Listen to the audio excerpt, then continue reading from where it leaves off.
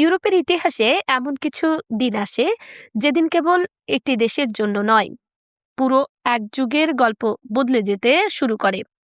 Spain আজ ঠিক তেমনি এক সন্ধিক্ষণে দাঁড়িয়ে, কারণ প্রায় ১৫০ বছর পর এই দেশ আবার দেখতে যাচ্ছে একজন নারী শাসক। আর সেই ইতিহাসের কেন্দ্রে একটি মাত্র নাম, রাজকুমারী লিওনর। মাত্র ২০ বছর বয়স, কিন্তু তার কাঁধে তুলে দেওয়া হয়েছে একটি দেশের ভবিষ্যৎ। যেদিন স্পেনের বর্তমান রাজা ষষ্ঠ কিং ফিলিপ সিংহাসন ছাড়বেন, সেদিনই ইতিহাস লিখবে নতুন অধ্যায়। স্পেনের মুকুট উঠবে তার কন্যা লিওনরের মাথায়। এই উত্তরাধিকার নিয়ে কেন প্রশ্ন নেই, কোনো বিতর্ক নেই, কারণ স্পেনের সংবিধান আগেই ঠিক করে রেখেছে পরবর্তী শাসক কে হবেন। কিন্তু প্রশ্নটা অন্য জায়গায়, এই অভিষেক কেন এত গুরুত্বপূর্ণ? কারণ লিওনর হবেন আধুনিক স্পেনের ইতিহাসে প্রথম নারী শাসক, যিনি একাই রাজত্ব করবেন। তার পাশে কোনো রাজা থাকবে না, তিনি হবেন পূর্ণ ক্ষমতার অধিকারী রানী। ১৯ শতকের রানী দ্বিতীয় ইসাবেলার পর এই প্রথম স্পেন ফিরে পাচ্ছে একজন নারী শাসক, প্রায় ১৫০ বছর পর। কে এই লিওনর, যার জন্য ইতিহাস এতদিন অপেক্ষা করল? পুরো নাম প্রিন্সেস লিওনর দে বোরবনিয়ে ওর্তিজ। তিনি রাজা ষষ্ঠ ফিলিপ ও রানী লেতিজিয়ার জ্যেষ্ঠ কন্যা।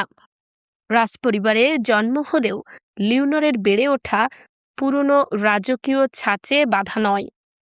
তার মা রানী লেতিজিয়া এই গল্পের এক গুরুত্বপূর্ণ অধ্যায়। রাজপরিবারে প্রবেশের আগে লেতিজিয়া ছিলেন একজন পেশাদার সাংবাদিক। সংবাদ সংগ্রহ, রাজনীতি বিশ্লেষণ, আন্তর্জাতিক বাস্তবতা, এই অভিজ্ঞতা লিওনরের শিক্ষায় গভীর প্রভাব ফেলেছে। ফলে রাজকুমারী লিওনর শুধু রাজপরিবারের উত্তরাধিকারী নন, তিনি গড়ে উঠেছেন একজন বাস্তববাদী ভবিষ্যৎ রাষ্ট্রনায়ক হিসেবে। শিক্ষা জীবনে লিওনর ছিলেন বরাবরই মেধাবী।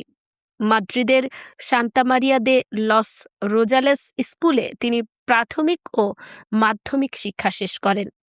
এরপর পাড়ি জমান যুক্তরাজ্যে। বিশ্বখ্যাত ইউনাইটেড ওয়ার্ল্ড কলেজ থেকে আন্তর্জাতিক ব্যাকালর ডিগ্রি অর্জন করেন।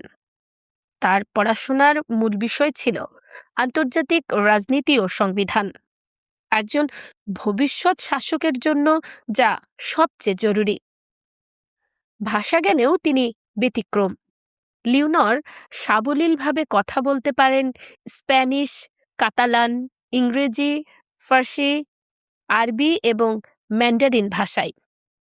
এই ভাষাজ্ঞানটাকে আন্তর্জাতিক কূটনীতিতে এক ধাপ এগিয়ে রাখবে, এমনটাই মনে করেন বিশ্লেষকরা। মাত্র ১৩ বছর বয়সে প্রিন্সেস অব আস্তুরিয়াস পুরস্কার অনুষ্ঠানে তার প্রথম বক্তৃতা স্পেন জুড়ে আলোড়ন তোলে।